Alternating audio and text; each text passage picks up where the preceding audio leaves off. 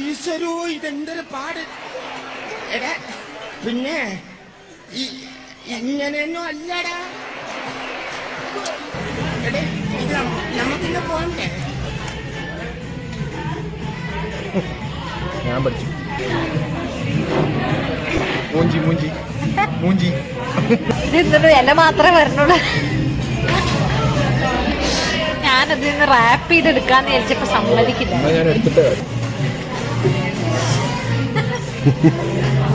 You want spoon?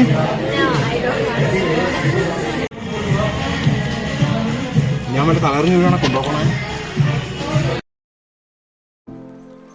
Hello friends, so പുതിയൊരു Korean വ്ളോഗിലേക്ക് സ്വാഗതം. അപ്പോൾ ഏറ്റവും വലിയ ആഗ്രഹം, എൻ്റെ കെട്ടിയോൻ്റെ മെയിൻ ആഗ്രഹം എന്താണെന്ന് വെച്ച് കഴിഞ്ഞാൽ കൊറിയൻ ഫുഡ് അല്ലെങ്കിൽ ചൈനീസ് ഫുഡ് ഒന്ന് ട്രൈ ചെയ്യണമെന്നായിരുന്നു. അപ്പോൾ ആ കൊമേഴ്ഷ്യൽ സ്ട്രീറ്റിൽ ഇങ്ങനെ ഒരു കൊറിയൻ റെസ്റ്റോറൻറ്റ് ഉണ്ടെന്ന് കേട്ടപ്പോൾ തന്നെ അപ്പം തന്നെ ബുക്ക് ചെയ്തിട്ടാണ് ആൾ വന്നത് കേട്ടോ. അപ്പോൾ ആളുടെ മെയിൻ ഉദ്ദേശം കൊറിയൻ ഫുഡായിരുന്നു, എൻ്റെ മെയിൻ ഉദ്ദേശം ഷോപ്പിംഗ് ആയിരുന്നു കേട്ടോ.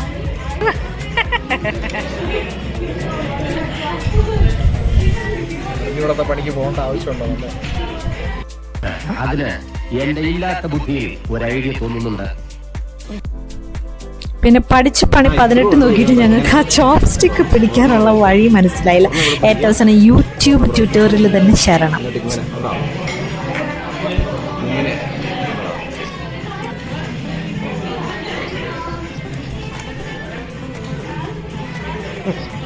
ഞാൻ പഠിച്ചു.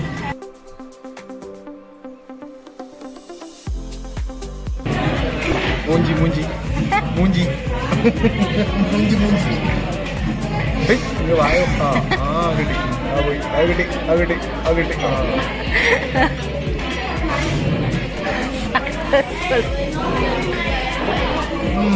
കൊള്ളാവാ.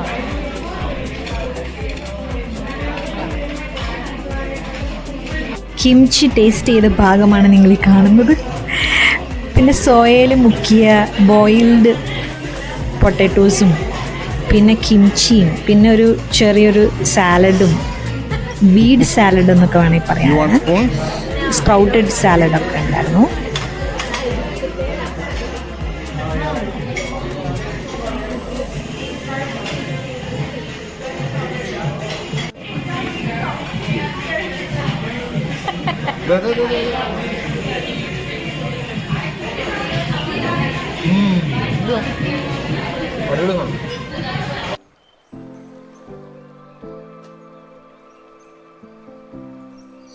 പിന്നെ ഇത് ഞങ്ങൾ ഓർഡർ ചെയ്തിട്ട് ഞങ്ങൾ വിചാരിച്ചു ഇത്ര ഉണ്ടായിരുന്നു സംഭവങ്ങളൊന്നും, പക്ഷെ അതിൻ്റെ അടിയിൽ റൈസും കൂടി ഉണ്ടായിരുന്നു. ഞാനതിൽ നിന്ന് റാപ്പ് ചെയ്തെടുക്കാന്ന് വിചാരിച്ചപ്പോ സമ്മതിക്കില്ല.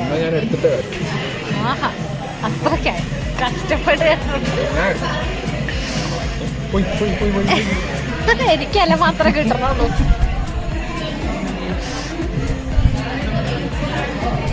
കിട്ടി കിട്ടി കിട്ടി.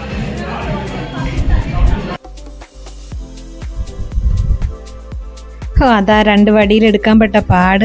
ഏറ്റവും അവസാനം ഞാൻ കീഴടങ്ങി ഗൈസ്. ഞാൻ സ്പൂണിലോട്ട് തന്നെ മാറി. ഇതാണ് ഗൈസ് ഗ്ലാസ് നൂഡിൽസ്. ഗ്ലാസ് പോലെ ഇരിക്കുന്ന കണ്ടോ. അപ്പം ഇത് ട്രൈ ചെയ്യണമെന്ന് ഇച്ചയ്ക്ക് ഭയങ്കര ആഗ്രഹമായിരുന്നു. ഇതാ ഈ കോലിൽ കുത്തി വെച്ചിരിക്കുന്ന സാധനമാണ് ടോഫ്. നിങ്ങൾ കണ്ടിട്ടുണ്ടോ ഗൈസ്?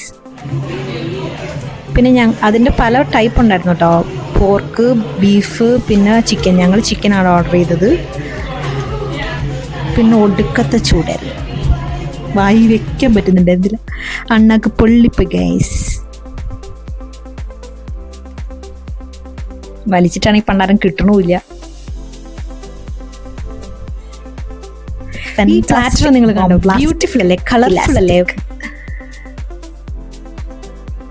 അങ്ങനെ സോ ആ കഴിച്ചത് നമ്മുടെ കാവിയർ ആണ് കേട്ടോ. കാവിയർ ഏത് കാവിയർ ആണെന്ന് എന്നോട് ചോദിക്കുന്നത്. പിന്നെ അതിൻ്റെ അപ്പുറത്തിരിക്കുന്നതാണ് സാൽമൺ. അപ്പം ഞാനും ഒന്ന് ട്രൈ ചെയ്യാമെന്ന് വിചാരിച്ചു.